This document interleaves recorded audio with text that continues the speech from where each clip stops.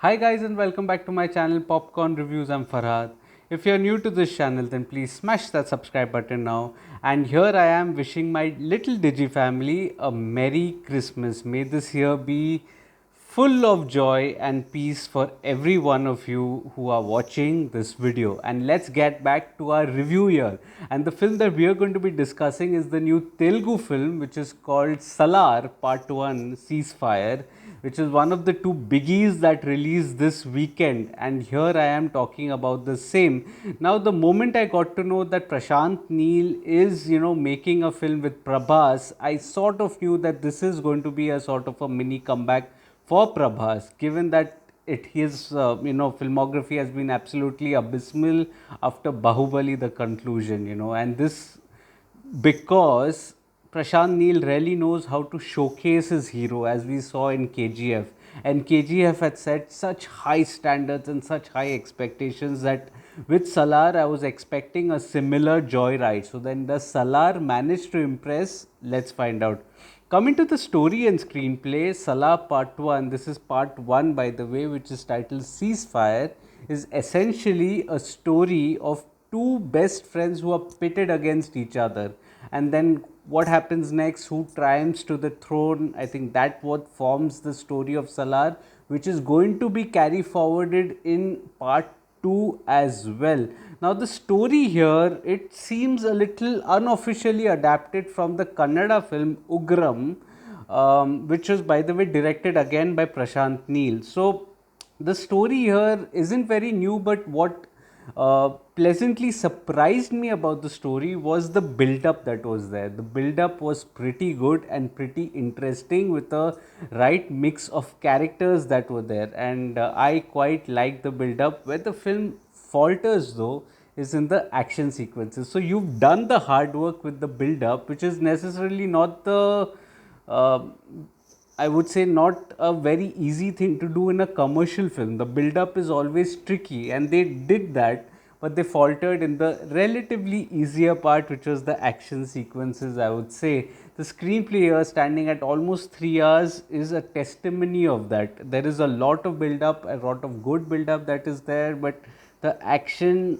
subsides and subdues the drama to a very large extent, much like what the case was with KGF also, chapter 1 and chapter 2. So the drama here, it essentially starts off on a good note, establishing the relationship between the two friends, the two young protagonists that are shown. They share a very warm bond with each other, to an extent that they would go to any extent of saving each other's lives. There's an incident featuring each of the two protagonists that are there on the receiving end as well as the delivery end, and both of them, you get chances, you get to see the bond very well. But from that point on till the first half, the end of the first half, it is almost like a repeat of Ugram that you watch. Ugram had a similar plot point of a woman coming down to US, coming down from US to India, and her life being in danger, and she being sent to one person. So this is the same plot line that is there in the first hour. And it kind of felt repetitive for me, although the build up was good. But yeah, I mean, it didn't really add up something, because I had already watched Ugram earlier. It just felt a repetitive sense for me. But the interval block was interesting, in which you get a little glimpse of who the character of Prabhas is and why he was holding on to his anger a lot. And the simmering tension is always there through the first hour. I would definitely give that to the director and writer, that through the first hour there's tension maintained through the character of Prabhas, which he was holding back his horses only to explode towards the, you can say, the back end of the first half, you can say. But things change for the better in the second hour. The second hour has tremendous build up, and here is where the writers bombard you with a lot of information. There is absolutely a lot of information where you'll need a notepad to note down the characters, their tribes, their clans, and how the character dynamics are with one another. There's a lot to absorb in the second hour, so you have to be very alert from the get go of the second half. That is when there's a lot of information that is churned out in terms of its world building and a new fantasy sort of a world that is created when the story moves to a bit of a flashback. However, I do wish to say one thing, that had the the story begun with this world building that was there, instead of that entire first half featuring Shruti Hassan, the character of her, which really didn't add up in the first part. I would say the first part was just about storytelling to her about and making her acquainted with the two characters of Prithviraj and Prabhas. I did feel that maybe the writers could have incorporated the first half a little earlier for the audience to warm up to it and its characters. But again, the build up is wonderful here, leading up to a satisfactory climax, I would say. There are a few action set pieces in between which are decent, I would say, but let down by the editing. Editing is a very big issue, which I'll get to in a minute. But overall, I would say, from the screenplay point of view, that there's a lot of build up and little payoff in terms of the action, but it nevertheless it contributes to a fun watch in terms of its screenplay. Now, coming to the technical aspects, the dialogues, the music, and the direction, I would say the dialogues are massy, they are decent, they are adequate to what the nature of the drama was. The music is very good, although not as memorable as that of KGF. If you remember that theme of KGF that was there, Tannari Nare Narira, that one. Here there is a theme that is there, but it's less popular, I would say. But nevertheless, the music and the BGM specifically is excellent here, particularly in the action sequences, and they do a good job in enhancing the viewership of the drama, I would say. The cinematography is good as well, but the editing is the one sore aspect of the technical department that stands out, like a sore thumb, because there are jump cuts after jump cuts after jump cuts, which absolutely are distracting. You don't need so many jump cuts throughout the narrative. To give you a perspective, there's a jump cut every half second, even in the action sequences that are there, and the action sequences totally fall flat because of this very aspect, and something that the director was guilty of even in KGF chapter 2. The editing needs to be a single flow motion if it is shown as an action sequence, or stylized in another sense, other than having multiple jump cuts. You can't have jump cuts in a action sequence and expect to have a similar sort of an impact. I think that was absolutely let down. The editing was let down, but director Prashant Neel definitely knows how to show his, you know macho men, the macho alpha males, you would say, in his universe.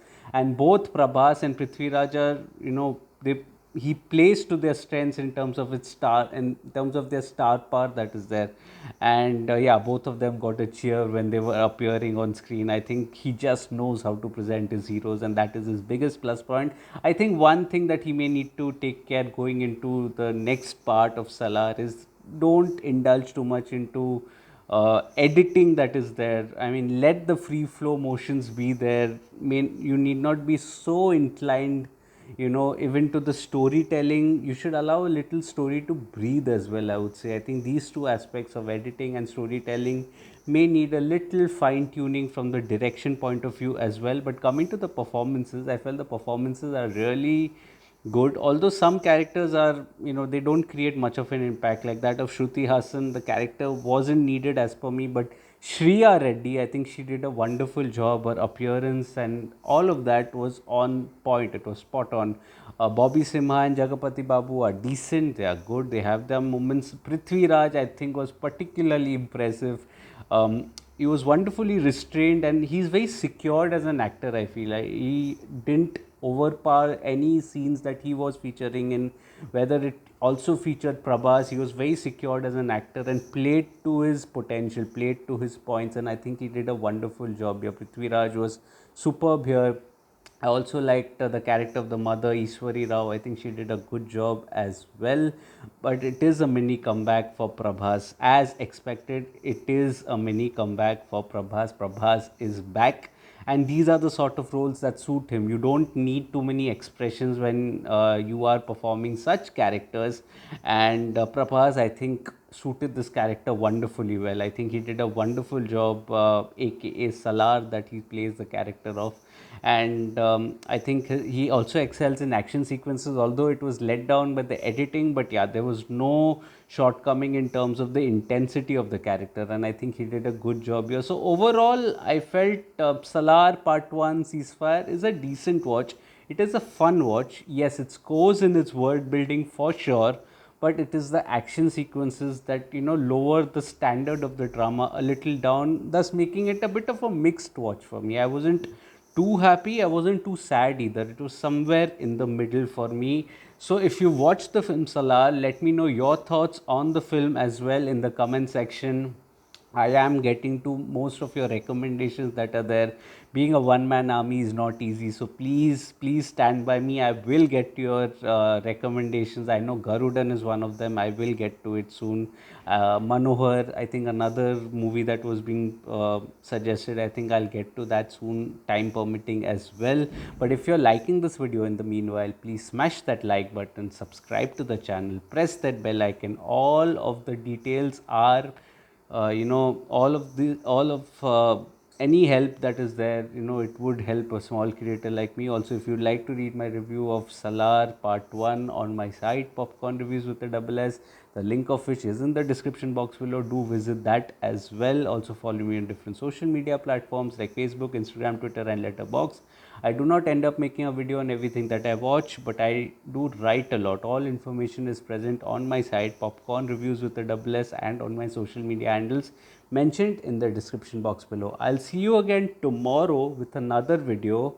I have two options in front of me, and whichever I get to first, I will make a video tomorrow, and you're going to see me day after as well.